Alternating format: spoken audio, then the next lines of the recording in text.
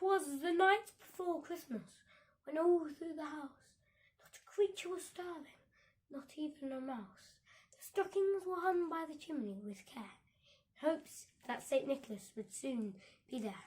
The children were nestled all snug in their beds, while visions of sugar plums danced in their heads. And Mamma in the kerchief and I in my cap had just settled our brains for a long winter's nap, when out on the lawn there arose such a clatter. I sprang the bed to see what was the matter. Away to the window I flew like a flash, tore open the shutter and threw up the sash. The moon on the branch of the new fallen snow gave the lustres of midday to objects below, when what to my wonder eyes should appear but a miniature sleigh and 8 tiny reindeer, and a little old driver, so lively and quick. I knew in a moment it was Saint Nick. More rapid than eagles, his tours they came, and he whistled and shouted and called them by name. Now Dasher and Dancer, now Prancer, now Vixen, on Comet, on Cupid, on Donald and Blitzen, to the top of the porch, to the top of the wall. Now dash away, dash away, dash away all, as dry leaves before the wind hurricane flew, when they meet with an obstacle mount to the sky. So up the house top of causes they flew, which the sleigh full of toys and St. Nicholas too. And then in a twinkle I heard on the roof the prancing and pouring of each little hoof.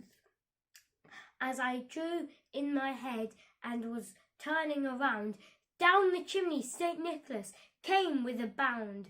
He was dressed all in fur from his head to his foot, and his clothes were all tarnished with ashes and soot.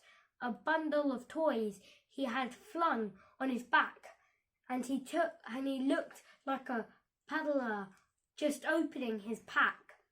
His eyes now they twinkled, his dimple how merry. His cheeks were like roses, his nose like a cherry.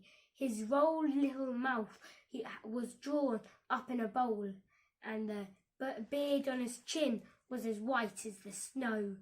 The stump of a ripe pipe he held tight in his teeth, as the smoke incensed his head like a wreath.